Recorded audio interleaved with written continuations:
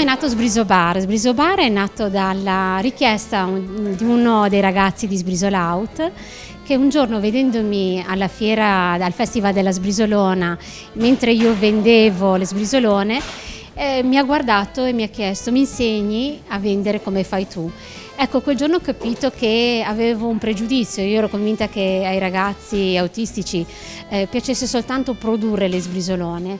Invece quel giorno ho capito che a loro piace anche avere a che fare con i clienti, e quindi quando ci è stato proposto di rilevare questa attività a Cerese, ho deciso che insieme ovviamente agli altri soci e ai genitori di Associazione Genitori per l'Autismo di provare quest'ulteriore sfida. Noi ci scommettiamo, abbiamo sempre pensato che bisogna avere coraggio e scommettere anche nelle imprese che sembrano difficili.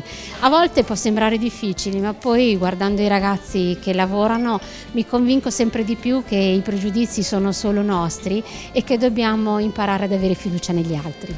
I ragazzi stanno imparando qualcosa di nuovo. I primi giorni, abbiamo aperto il 1° giugno, il primo giorno parlando con Alessio, che è uno dei ragazzi che lavora qua, ci siamo detti entrambi che eravamo emozionati e anche un po' preoccupati, e poi però abbiamo imparato, e anche quando ci sono delle piccole difficoltà i ragazzi lo fanno sempre molto volentieri.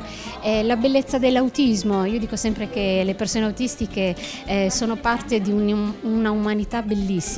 Ecco, quello che troverete in questo bar è la sincerità dei ragazzi, che probabilmente ci impiegheranno un po' di più a fare i caffè o a dare le brioche, ma danno sempre un sorriso e chiedono sempre se sono stati bravi. Io direi che sono proprio bravi.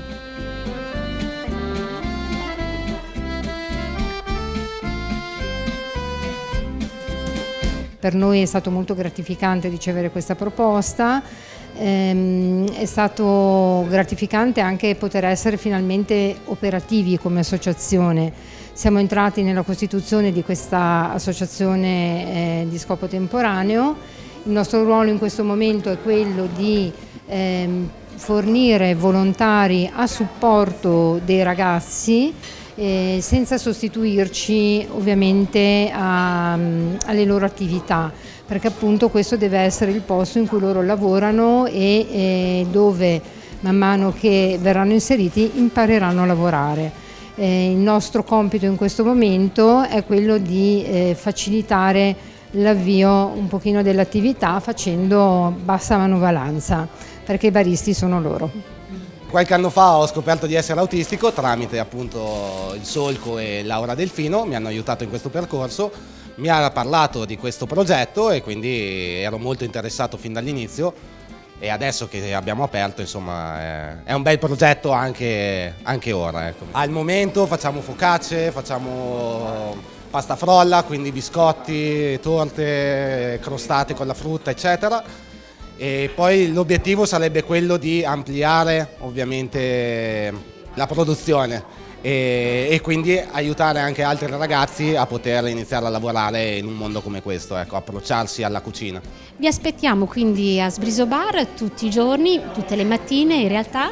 Inizialmente andiamo in maniera più graduale anche per non sovraccaricare troppo i ragazzi. Siamo aperti fino alle 14 tutti i giorni tranne il mercoledì. Quindi anche il sabato e la domenica siamo qui per voi, per farvi assaggiare la più buona sbrisolona del mondo e anche degli ottimi caffè.